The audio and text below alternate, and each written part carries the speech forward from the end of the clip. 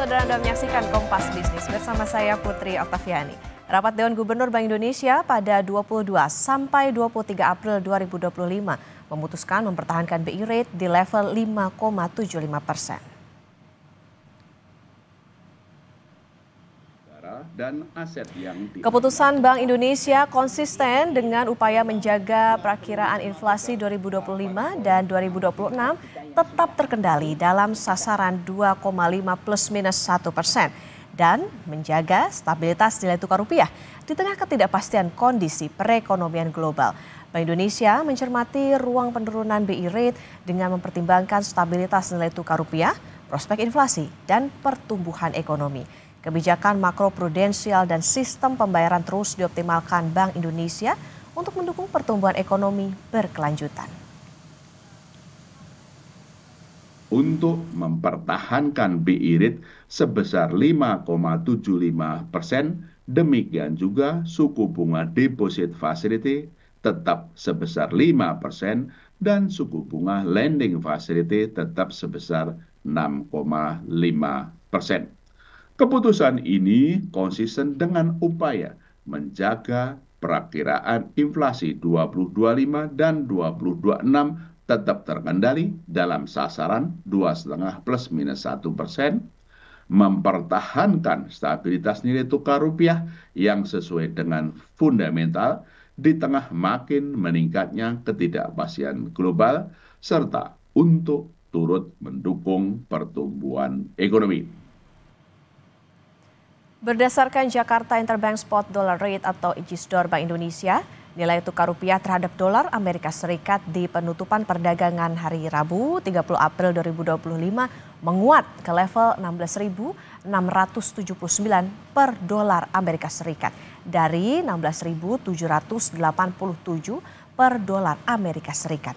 Sebelumnya saudara, pada Senin 28 April 2025 atau awal pekan ini, rupiah diperdagangkan di level 16.862.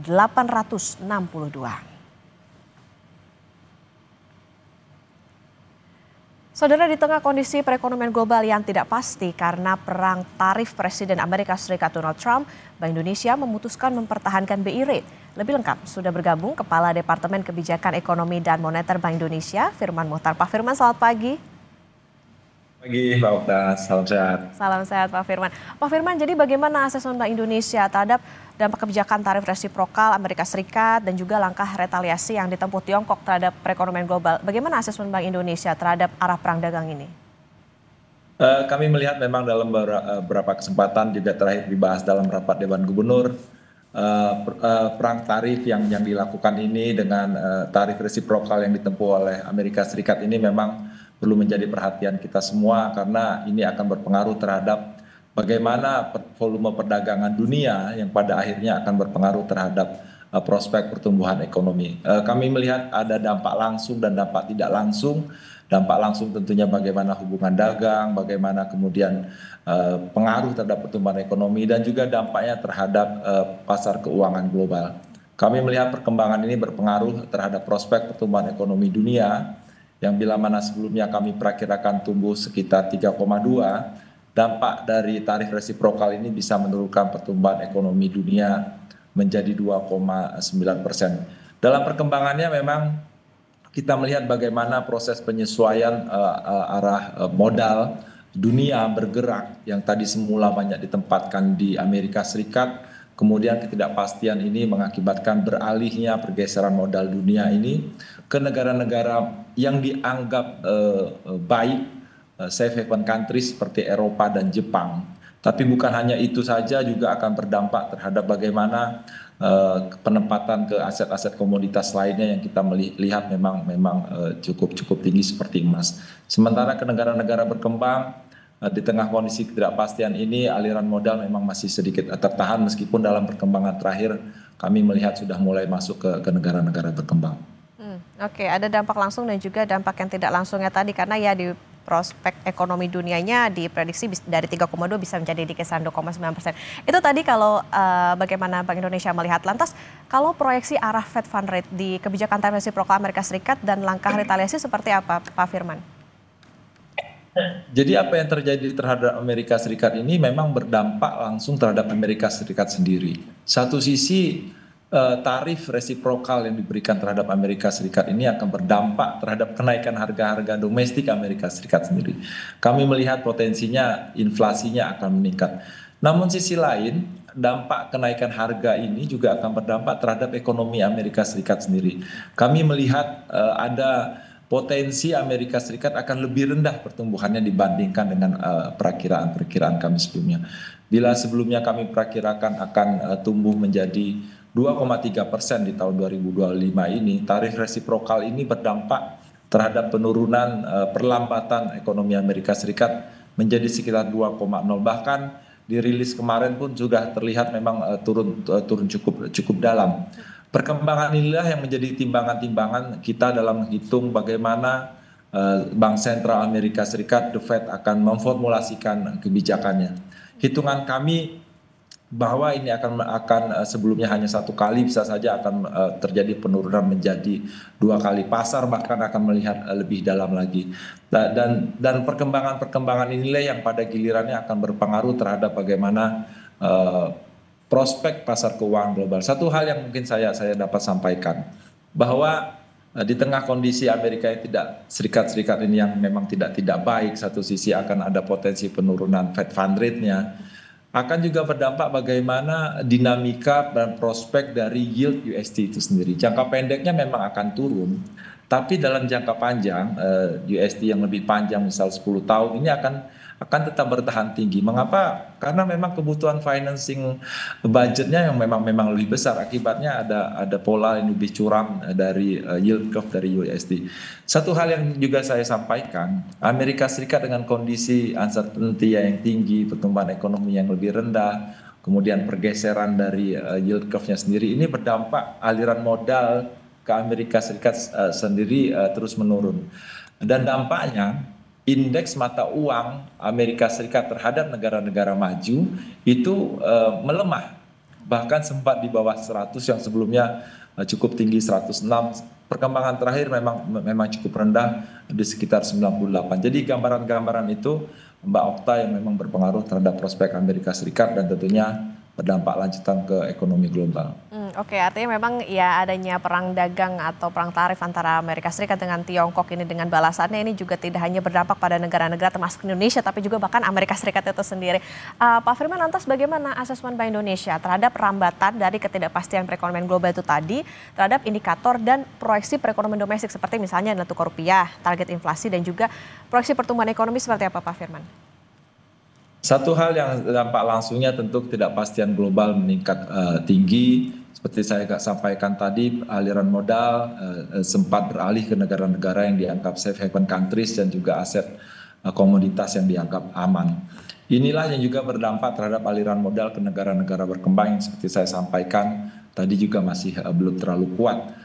Kalau di XY, indeks mata uang Amerika terhadap negara maju melemah, indeks mata uang Amerika terhadap negara-negara berkembang memang tidak melemah seperti yang terjadi di negara maju. Inilah yang berpengaruh terhadap bagaimana aliran modal ke negara-negara berkembang termasuk Indonesia dalam beberapa hari setelah pengumuman tanggal 2 April itu memang menjadi terlambat, dan kita perhatikan memang nilai tukar rupiah pada saat kita di masa libur Lebaran kemarin mendapat tekanan di luar. Tapi Bank Indonesia dapat kami sampaikan Mbak Okta, bahkan di saat libur kemarin pun kita mengambil keputusan untuk melakukan intervensi di pasar non-delivery forward. Dan inilah yang membuat nilai tukar kita, konsistensi kami menjaga stabilitas nilai tukar rupiah berdampak stabil kembali. Bahkan perkembangan terakhir nanti nilai tukar rupiah bergerak sudah di level 16.600 seperti yang disampaikan tadi. Itu dampak langsungnya. Dampak lanjutannya adalah bagaimana perekonomian ini global terhadap pertumbuhan ekonomi. Kami melihat memang pertumbuhan Amerika Serikat yang memang melambat, kemudian berdampak rambatan terhadap negara-negara lain dan juga termasuk mitra dagang Indonesia ini akan berpengaruh terhadap bagaimana pertumbuhan ekonomi Indonesia. Dampak langsungnya secara bilateral memang berdampak bagaimana volume perdagangan kita ke Amerika Serikat memang bisa agak berkurang. Namun demikian proses-proses negosiasi ini kita support penuh untuk tetap mendukung pertumbuhan ekonomi melalui ekspor. Dampak tidak langsungnya tentunya mitra dagang kita juga berpengaruh. Perlambatan yang terjadi akan berpengaruh terhadap permintaan ekspor kita. Hasil estimasi kami memperlihatkan bahwa sampai triwulan 1 ini berbagai survei menunjukkan bahwa kita masih tetap stabil. Dan ini didukung oleh berbagai aktivitas dari sisi konsumsi, termasuk bagaimana peran pemerintah mendorong pertumbuhan ekonomi, dari belanjanya, dari investasi non-bangunan kami melihat masih cukup baik. Dari ekspor di triwulan 1, ekspor manufaktur ke negara-negara ASEAN kami melihat masih tetap baik. Sehingga secara keseluruhan dengan perkembangan terkini dan juga arah ke depan dari prospek pertumbuhan ekonomi global termasuk dampaknya dari Amerika Serikat, kami perkirakan pertumbuhan ekonomi di 2025 akan sedikit di bawah titik tengah kisaran kami di 4,7 sampai dengan 5,5. Tapi secara umum proyeksi kita ini tetap lebih baik Mbak Okta dibandingkan dengan bagaimana dampaknya ke negara-negara lain yang kita lihat exposure-nya yang begitu besar terhadap Amerika Serikat ini semakin menurunkan pertumbuhan ekonomi negara lain. Tapi alhamdulillah kita relatif terkendali. Karena itu tadi ya bagaimana adanya perang tarif atau perang dagang ini jadi tidak hanya berdampak kepada negaranya saja secara perdagangan tapi juga ke mitra dagang dari negara tersebut, termasuk juga adanya upaya dari Bank Indonesia tentunya untuk menjaga stabilitas tadi kuncinya dengan berbagai intervensi. Pak Firman, tentunya salah satunya kan ini soal bagaimana dalam RDG kemarin Bank Indonesia mempertahankan BI rate. Nah, tapi jangan dijawab dulu Pak Firman soal bagaimana dasar pertimbangannya dan apakah ini tepat yang diambil keputusannya. Tetap bersama kami di Kompas Bisnis.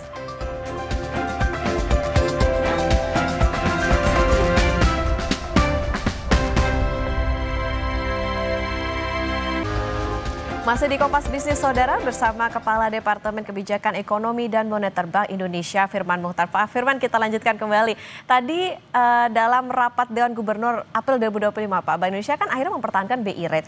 Apa sebetulnya dasar pertimbangan Bank Indonesia mempertahankan BI rate ini? Apakah keputusan tersebut dianggap mampu menjaga stabilitas nilai tukar di tengah tadi masih tinggi risiko ketidakpastian pasar keuangan global? Jadi BI rate kita pertahankan karena mempertimbangkan seperti disampaikan tadi ketidakpastian global yang masih tinggi yang berdampak terhadap bagaimana dinamika dari nilai tukar rupiah kita sendiri. Kami melihat satu sisi inflasi di tahun 2025 ini dan ke depan 2026 akan tetap terjaga dalam kisaran targetnya di 2,5 plus minus 1. Perkembangan terakhir secara umum inflasi inti yang kita yakini menjadi fundamentalnya relatif bergerak di sekitar 2,48% dan ini memang cukup baik. Satu sisi itu yang pertama. Yang kedua, pertumbuhan ekonomi memang harus terus kita dorong. Sisi lain memang yang menjadi perhatian kita adalah stabilitas nilai tukar rupiah di tengah ketidakpastian yang begitu tinggi. Memang cukup perlu kita berikan perhatian sehingga kita tetap pertahankan BI rate tetap di 5,75. Namun demikian Mbak Okta, kita terus mencermati ruang penurunan yang terjadi, tentunya bagaimana kita melihat stabilitas nilai tukar rupiah ke depan, kemudian inflasi dan bagaimana kita terus untuk mendorong upaya mendorong pertumbuhan ekonomi. Kita terus cermati ini, datanya bersifat bagaimana data dependent, terus perkembangan yang terjadi. Ibaratnya ada wait and see yang dilakukan ya Pak ya oleh Bank Indonesia tadi mempertimbangkan bagaimana inflasi, kemudian pertumbuhan ekonomi dan juga stabilitas nilai tukar terutama. Pak Firman, selain mempertahankan BI rate, Bank Indonesia juga melakukan intervensi di pasar luar negeri atau offshore dan pasar domestik serta melakukan penguatan operasi moneter pro market. Gimana asesmen Bank Indonesia terhadap efektivitas instrumen-instrumen itu dalam menjaga stabilitas nilai tukar? Gimana arah pergerakan nilai tukar rupiah ke depan? Jadi seperti saya sampaikan tadi, uncertainty-nya meningkat cukup tinggi setelah Amerika Serikat menerapkan tarif resiprokal tanggal 2 April yang lalu. Dan pada saat itu rupiah di offshore memang mengalami tekanan cukup kuat. Dan satu hal langkah yang kami ambil pada saat tanggal 7 April yang lalu, kita memutuskan untuk secara berkesinambungan melakukan intervensi di pasar non-delivery forward, di pasar New York, di Meksiko, kemudian di Hong Kong. Dan alhamdulillah pada saat proses pembukaan hari pertama kita masuk di libur tanggal 8, nilai tukar rupiah relatif stabil di sekitar 16.800. Perkembangan ini kami terus konsisten, Mbak Okta, menjaga stabilitas nilai tukar rupiah. Intervensi kami terus lakukan di pasar NDF. Di samping itu juga kami terus juga lakukan intervensi di pasar domestik non delivery forward tadi, tapi sisi domestik, dan yang pasti kita ada selalu di pasar untuk menjaga di pasar spot market. Satu hal yang lain yang kami lakukan adalah tentu triple intervention tadi juga kami lakukan melalui bagaimana kita intervensi di pasar SBN. Dan tentunya satu hal yang kami lakukan, Mbak Okta, kita melihat dalam situasi yang tidak pasti ini, pasar global, tentunya di tengah intervensi kita tadi, kita juga terus meyakinkan bahwa kecukupan likuiditas itu tetap terjaga. Jadi proses-proses ini kami lakukan, termasuk melalui bagaimana kita memperkuat strategi di operasi moneter yang pro market tadi. Strategi kami lakukan secara keseluruhan sehingga secara dampaknya akan menjaga kecukupan likuiditas bukan hanya di pasar uang, tapi juga di pasar di perbankan dan secara keseluruhan terhadap likuiditas di perekonomian kita. Dan tentunya ini adalah bagian kami untuk terus menjaga stabilitas, Mbak Okta. Oke, triple intervention tadi tidak hanya di dalam negeri maupun juga di luar negeri. Pak Firman, itu tadi dari Bank Indonesia. Lantas gimana sinergi kebijakan yang ditempuh Bank Indonesia, terutama bersama dengan pemerintah, untuk menjaga stabilitas dan mendorong tadi pertumbuhan ekonomi sejalan dengan program Astacita pemerintah di tengah ketidakpastian yang masih tinggi? Gimana asesmen Bank Indonesia terhadap efektivitas sinergi kebijakan pemerintah dan Bank Indonesia? Satu hal yang kami lakukan di samping kami terus menjaga stabilitas, berbagai strategi yang kami terapkan melalui BI rate, melalui triple intervention, melalui OM pro market yang tadi, tentunya dari sisi Bank Indonesia sendiri ada bauran kebijakan yang kami tempuh, Mbak Okta, melalui kebijakan makro prudensial yang bagaimana kami terus optimalkan sehingga likuiditas yang ada dari Bank Indonesia bisa terarah kepada sektor-sektor yang memang membutuhkan. Di samping itu, kebijakan sistem pembayaran terus kami lakukan, proses digitalisasi untuk mendorong pertumbuhan ekonomi. Tapi di samping selain bagaimana kami perkuat bauran kebijakan yang ada di internal Bank Indonesia, kami juga lakukan seperti disampaikan Mbak Okta, kita terus koordinasi sinergi dari sisi stabilitas sistem keuangan. Minggu lalu sudah disampaikan di press conference KSSK bagaimana kita terus bersinergi dengan pemerintah untuk menjaga stabilitas sistem keuangan. Dalam hal ini itu yang pertama kita lakukan bersama Kementerian Keuangan, OJK dan LPS. Dan yang terakhir tentunya bagaimana kita perkuat pengendalian inflasi kita melalui tim pengendalian inflasi pusat dan daerah bersama pemerintah pusat dan daerah dan gerakan nasional pengendalian inflasi pangan. Itu yang menjadi penting di tengah kondisi ketidakpastian. Dan satu hal, berbagai upaya yang kita lakukan seperti disampaikan tadi, kita mendukung penuh dan berkoordinasi dengan pemerintah, memperkuat kebijakan melalui program Astacita untuk mendorong pertumbuhan ekonomi yang berkelanjutan. Oke, ada upaya dengan mempertahankan BI rate 5,75%, tentu diharapkan ini menjadi langkah yang tepat, Pak Firman, karena ya kita harus menunggu nih gimana situasi atau ketidakpastian global yang terjadi. Harus menjaga juga bagaimana inflasi, kemudian juga jangan sampai nilai tukar jatuh, tapi di satu sisi tetap menjaga supaya perlambatan pertumbuhan ekonomi jangan sampai terjadi, karena tadi ada proyeksi untuk pertumbuhan ekonomi bisa di 4,7 sampai 5,5%, sampai juga menjaga inflasi tetap terjaga. Terima kasih Kepala Departemen Kebijakan Ekonomi dan Moneter Bank Indonesia, Pak Firman Motar, sudah bersama di Kompas Bisnis. Sehat selalu Pak Firman. Terima kasih.